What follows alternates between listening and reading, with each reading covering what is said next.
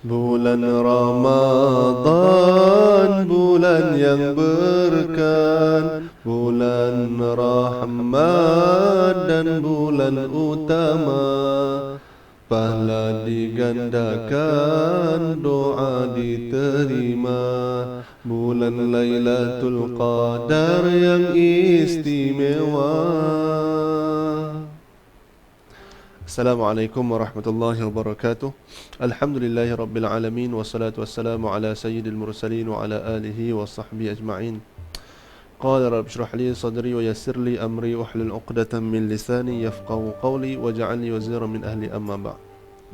Alhamdulillah, tuan-tuan, puan-puan, hadirin muslimin muslimat yang ada di hari ini. InsyaAllah tuan-tuan bersama dengan saya Ustaz Fikri Hakim bin Abdul Latif.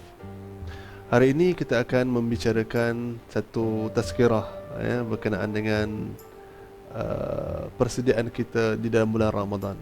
Dan semoganya Ramadan yang kita lalui pada hari ini Allah kurniakan kepada kita semua kebaikan, kesihatan, ketenangan, dan yang paling penting sekali, Allah jadikan Ramadan pada tahun ini Ramadan yang terbaik untuk kita, insya-Allah. Tuan-tuan muslimin muslimat sekalian, bila mana menyebut berkenaan dengan bulan Ramadan, tentunya kita ketahui akan ayat yang sering dibicarakan oleh para ustaz dan para ulama di awal-awal Ramadan, iaitu surah yang menceritakan tentang kewajipan untuk berpuasa di dalam bulan Ramadan, yang berbunyi A'udzubillahi minasyaitonirrajim, Bismillahirrahmanirrahim. يا أيها الذين آمنوا كتب عليكم الصيام كما كتب على الذين من قبلكم لعلكم تتقون. صدق الله العظيم. Surah Al-Baqarah ayat 183 yang berbunyi, wahai orang-orang yang beriman, telah diwajibkan ke atas kamu untuk berpuasa seperti mana yang telah diwajibkan kepada umat-umat yang terdahulu. Moga-moga kamu menjadi hamba yang bertakwa.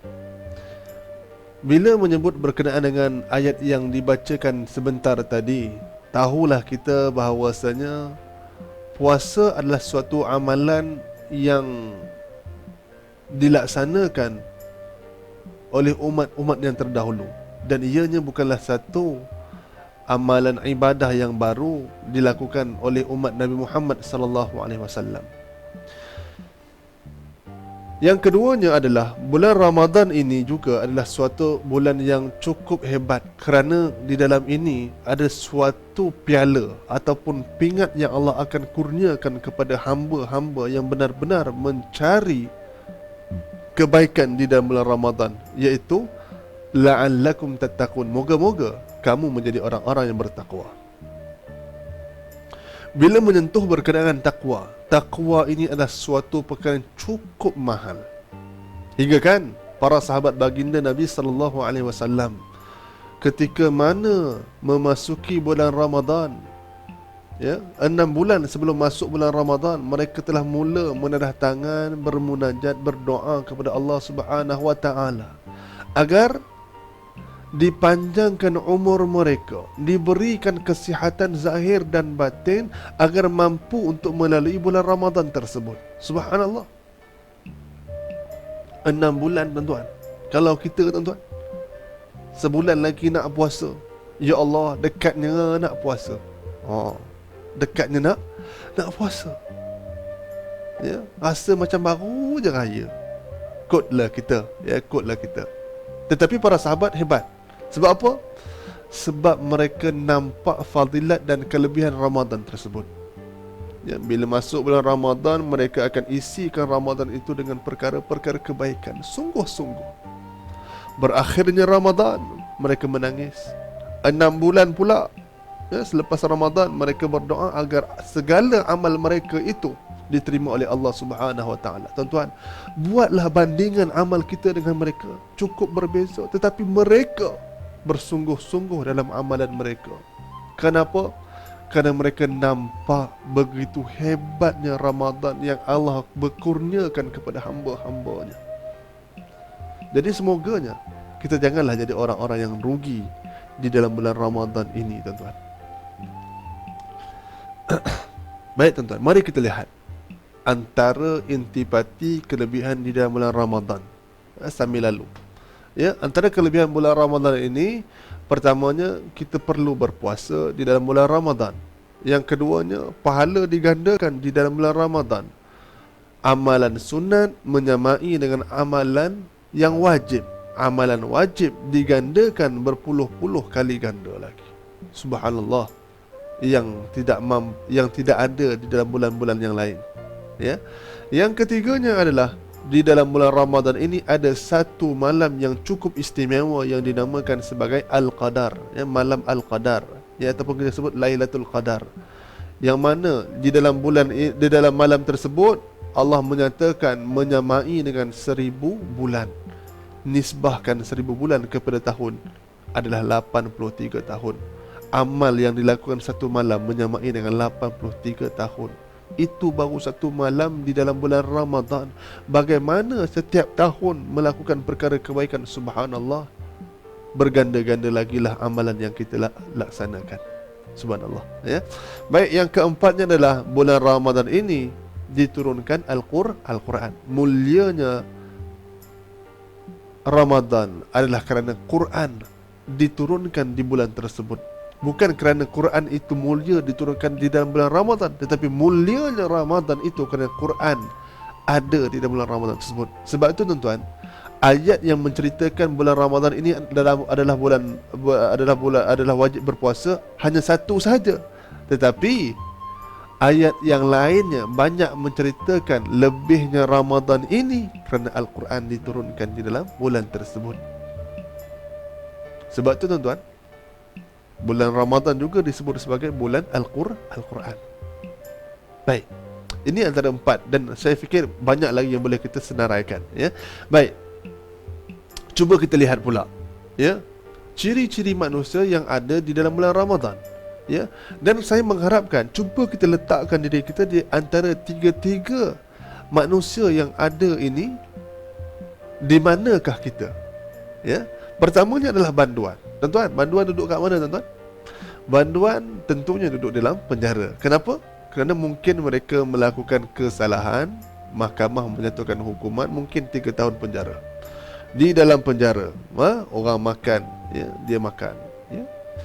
Orang tidur, dia tidur, ya. Sampailah ke akhirnya dia keluar 3 tahun kemudian, dia tak berubah sikit pun, tuan-tuan. Tak berubah. Seperti mana sebelum tu dia masuk, bila mana dia keluar, tak berubah langsung sikap dan akhlaknya. Berarti sistem yang ada di dalam sistem yang ada di dalam penjara tersebut tidak memberi kesan di dalam hatinya, ya. Orang solat, dia pergi solat, ya. Orang makan, dia makan. Orang kerja, dia kerja. Orang tidur, dia tidur. Orang pergi majlis ilmu, seminar, dia pergi.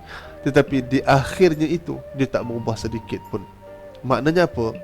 Dia memenjarakan diri dia daripada menerima perkara-perkara kebaikan. Dan inilah yang kita bimbangkan, tuan-tuan. Bimbang Ramadan yang kita lalui ini, berakhirnya Ramadan tidak memberi kesan kepada diri kita, tuan-tuan. Itu yang pertama. Yang keduanya adalah pelancong. Pelancong ni, ya, pelancong ni apa? Pelancong contohlah, ya. Dia pergi ke Cameron Highland, ya, tengok buah-buahan segar, sayur-sayur yang segar, strawberry semua, dia ambil gambar, dia selfie. Balik rumah, ya, dia tunjuk kat kawan-kawan dia, aku baru balik daripada Cameron Highland. Sejuk, seronok, segar semua. Orang tanya kat dia, tuan-tuan, agak-agak lah, kenapa kat Cameron tu sejuk? Dia jawab apa, tuan-tuan? Tak tahulah. Tapi memang seronok lah sana. Sejuk kata dia. Yalah, sebab apa sejuk, ya? Dia tidak mampu untuk menjawab. Manfaat ke sana tu dia tak tahu. Ya, ini umpama pelancong, ya. Pelancong ni dalam Ramadan kita bagi contoh, dia seronok lah. Dia seronok sangat. Sebab apa? Dalam Ramadan ni ada moreh, makan free kata dia, kan? Dia tak payah keluar duit, kan? Yalah, subuh dia terus puasa, ya. Buka puasa di masjid. Lepas tu malam tu pula ada moreh lagi lepas tarawih, ya, dia seronok. Dan dialah orang yang merata semayang. Ya, sejak mayang masjid sini, bila ditanya dia kenapa, sebab menu makannya beza-beza. Oh, saya tak kata salah tuan-tuan, ya. Tetapi kalaulah niat dia semata-mata untuk itu, berpadanan tak dengan apa yang dia lalui di dalam Ramadan tersebut, apa yang nak digapai di penghujungnya nanti, ya, itu pelancong. Yang ketiganya adalah pengembara. Pengembara ni ada dua sikap yang menarik minat saya. Ialah orang yang mengembara ni mereka bersedia. Ya, orang mengembara ni bersedia. Yalah, contohnya kan, ya, kalau kita nampak orang pegang beg jalan kaki, ya, tanya dia nak pergi mana bang, dia pun jawab PKL, kata dia. Naik apa bang? Jalan kaki. Agak-agak tuan-tuan, boleh terima ke tuan-tuan? PKL jalan kaki. Ya, ya, ini namanya cari masalah. Jadi orang yang mengembara ni dia tentu bersedia, ya, nak pergi ke KL, nak naik apa? Naik bas contoh. Tiket ada, berapa hari, duit cukup tak? Maknanya apa? Dia bersedia dalam pengembaraan dia. Kita, orang yang mengembara di dalam bulan Ramadan, persediaan yang paling utama adalah ilmu kita. Hukum berkenaan dengan puasa kena jelas. Apa lagi? Apa amal ibadah yang mampu untuk tumpaskan nafsu kita ni? Apa amal ibadah? Ya? Apa yang perlu kita utamakan? Zikir ke? Al-Quran ke? Solat ke? Ataupun amal sedekah ke? Apa yang perlu kita utamakan? Jadi di sini, bila kita dah letak guideline kita, matlamat kita, insya-Allah persediaan kita cukup rapi. Hari-hari yang kita lalui di dalam bulan Ramadan itu adalah hari-hari yang benar-benar bermakna dalam hidup kita, tuan-tuan. Pertama, bersedia. Yang keduanya adalah matlamat. Orang yang mengembara ni, dia tahu nak pergi mana, tuan-tuan, kan? Nak pergi KL, pergi sekolah, pergi pejabat, pergi kerja, ada matlamat dia.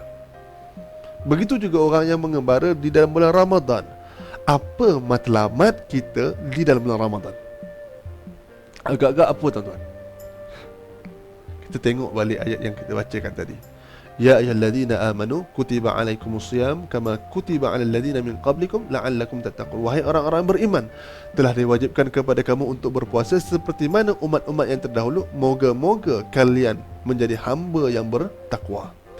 Kita punya matlamat, target kita menjadi hamba yang bertakwa. Sebab tu persediaan ilmu itu selari dengan matlamat kita. Amal yang kita laksanakan, ilmu yang kita ada, amal yang kita lakukan itu untuk menyampaikan kita sampai kepada erti takwa yang sebenar-benar. Berakhirnya Ramadan, kita menjadi pengembara yang benar-benar hebat, menjadi hamba yang benar-benar soleh, cinta dengan ibadah, benci dengan kemungkaran. Allahu Akbar. Ya, kita nak sampai matlamat seperti itu, tuan-tuan. Jadi moga-moga, tuan-tuan, bila mana kita mengetahui akan perkara ini, mari kita lihat apakah pengertian takwa yang sebenar-benarnya, yang mampu menyebabkan kita bukan sekadar faham, tetapi kita mampu hayati setiap perintah Allah dan kita mampu amalkannya. Inilah di antara kata-kata yang dibawakan oleh Sayyidina Ali bin Abi Talib karamallahu wajhah berkenaan dengan takwa. Apa dia?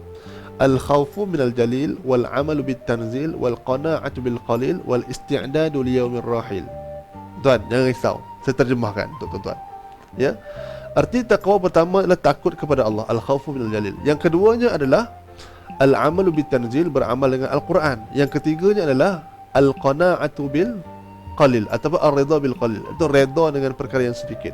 Dan yang keempat adalah bersedia dengan hari akhirat. Ini empat perkara yang perlu kita benamkan di dalam hati kita untuk menyampaikan erti takwa yang sebenar-benarnya di sisi Allah Subhanahu wa taala. Empat perkara ini, tuan-tuan. Dan insya-Allah empat perkara ini kita akan perkemaskan pada pertemuan akan datang. Semoga di awal ini kita jadikanlah diri kita mindset sebagai seorang pengembara untuk meraih redha Allah Subhanahu wa taala dengan amal ibadah yang bersungguh-sungguh. Bersungguh-sungguh kepada Allah Subhanahu wa taala. Jadikanlah Ramadan ini Ramadan yang terbaik untuk diri kita, ahli keluarga kita, masyarakat kita, dan orang-orang di sekitar kita. Semoganya kita benar-benar kembali kepada fitrah yang suci, bersih daripada sebarang dosa, dan menjadikan kita ini hamba yang berjalan di atas muka bumi Allah ini patuh kepada perintahnya dengan melaksanakan amar ma'ruf nahi munkar, insya-Allah. Sekian saja pertemuan kita. Semoga diberikan umur dan kesempatan untuk bertemu lagi. Assalamualaikum warahmatullahi wabarakatuh.